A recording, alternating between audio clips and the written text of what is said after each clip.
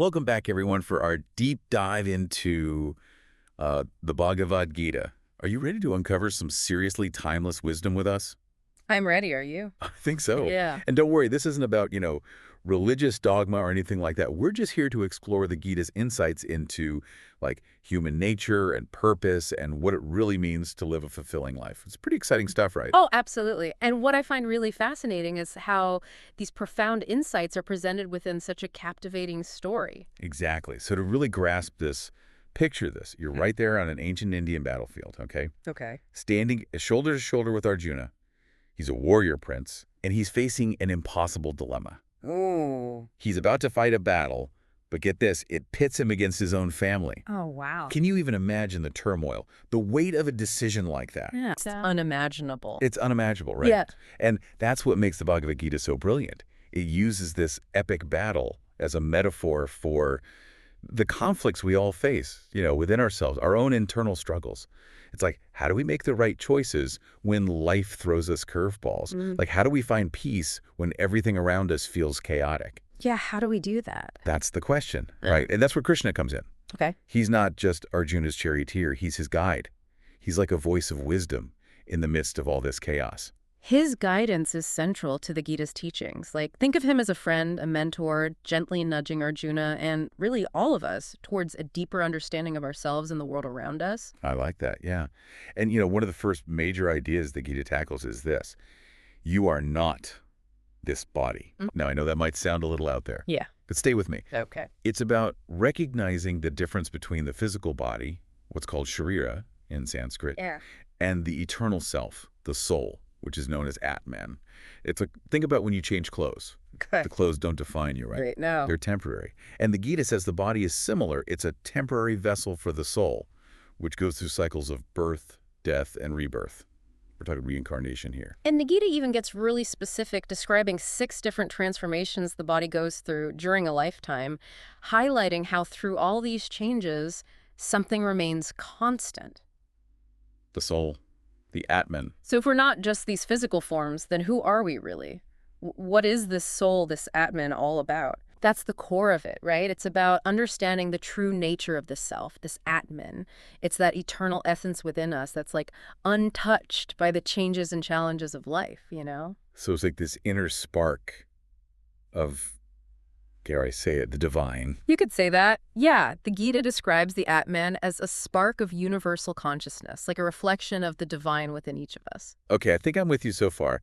But then, if this Atman, this soul, is so, amazing and eternal, why do we get so caught up in the day-to-day struggles of life? You know what I mean? That is the question, isn't it? And the Gita addresses it head on. See, here in this material world, it's easy to lose sight of our true nature. We get caught up in our desires, our attachments, the things we think we convince ourselves will bring us happiness. Oh, we've all been there. Right. Chasing that next promotion or that perfect relationship or that, shiny new gadget, thinking it will finally bring us that lasting fulfillment. Exactly.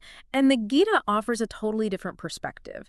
It talks about 3, let's call them fundamental qualities or gunas that are constantly at play within us and around us all the time. Yeah. These are sattva, rajas, and tamas. Okay, let's break these gunas down a bit. Yeah. I have to admit, they sound a little intimidating. I promise they're not as complex as they might sound. Think of them like different flavors of energy. Okay, Sure. so sattva. Sattva is like this pure, clear energy. It's associated with wisdom, peace, harmony. You know that feeling of being perfectly content, like at ease with yourself and the world? That's sattva in action. Okay, yeah, I can relate to that. Yeah. What about rajas? Rajas. Now, rajas is the energy of action, passion, movement. It's the driving force behind all our desires, our ambitions. It can be a powerful, powerful force for creation and achievement, but What? it can also lead to restlessness and dissatisfaction if we're not careful. It's like a double-edged sword then. Precisely. And then we have tamas. And this is the energy of, let's say, inertia, darkness, ignorance. Think of it like that feeling of being stuck, lethargic, unmotivated. So we have these 3 guna, sattva, rajas, and tama all swirling around inside us. What are we even supposed to do with that information? The key takeaway here, the thing to remember, is that these gunas aren't permanent states. They're constantly interacting and influencing our thoughts, our emotions, even our actions. And here's the really cool part. The Gita teaches us that we are not meant to be at the mercy of these gunas. We have a choice. We do. So we're not doomed to be controlled by our desires and attachments. Not at all. And that, honestly, is one of the most empowering messages of the Bhagavad Gita. We have the power to choose which gunas we cultivate through our actions and our intentions. So how do we actually, do that? How do we cultivate more of that peaceful sattva energy and like not get swept away by the rajas or bogged down by the tamas? Well, that's where the different paths or yogas described in the Gita come in. You've probably heard of karma yoga, jnana yoga, bhakti yoga, Oh, I which, have, for sure. But honestly, yeah. they always seemed a bit, I don't know, confusing. Like, how do you even choose the right path? See, that's the beauty of the Gita. It's not really about choosing the right path. It's more about understanding that the paths themselves are, in a way, less important than the intention behind our actions. It's not so much about what we do, but why we do it. So it's all about intention. Intention. Okay, that makes sense. But like, how does that play out in real life? Give us some example. Okay, sure. Let's take karma yoga, for example. Okay. Often translated as the path of action, right? Right. The Gita teaches us to act with this idea of selfless service, offering our actions to something greater than ourselves. And here's the real key. We detach from the outcome of our actions. You're talking about that idea of like letting go of expectations, right? Yeah. Not getting so caught up in the results, good or bad. Exactly. There's this powerful verse in the Gita that sums this up so well. It goes, Karamanya vadikaraste mafaleshu kadachana. Try saying that 3 times fast. Right. But it essentially means you have a right to perform your duty, but you are not entitled to the fruits of your actions. Wow, that's deep. So like, if we can master that, acting with intention, offering our actions without attachment to the results, that's how we start to cultivate more of that sattva, that peace in our lives. That's the idea. It's a practice. And, the Gita reminds us that this practice of this self-awareness, this conscious action and intention, it ultimately leads to a really profound realization.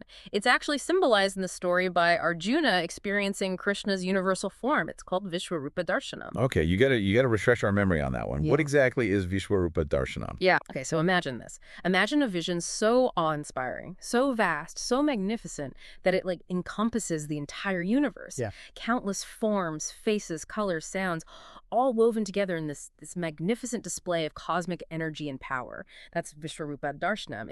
It's a glimpse of the divine reality that permeates everything. That I'm getting chills just imagining it. What a powerful metaphor for realizing our connection to something so much bigger than ourselves, right? It's about recognizing that spark of the divine that's within each of us, that Atman as a reflection of the universal consciousness. It's a moment of profound awakening, a real shift from seeing ourselves as these separate individuals to recognizing our interconnectedness with all of creation. So after this deep dive into the Bhagavad Gita, all these incredible insights, where does this leave us? Like, what's the one thing, if you had to pick just one, that you hope our listener takes away from this whole exploration? I think for me, the most important takeaway is that the wisdom of the Gita, it's not just some distant philosophy. Yeah. It's a living, breathing guide to navigating the challenges, the triumphs, all of it, of life, right here, right now. It's about finding that inner peace, that sattva energy amidst, let's be honest, the chaos of everyday life. Exactly. And the best part, it's a journey we can all embark on. Just start by paying attention. Pay attention to your intentions, to your actions, to those gunas that are influencing your experiences. Honestly, you might be surprised at what you discover about yourself and about the world around you.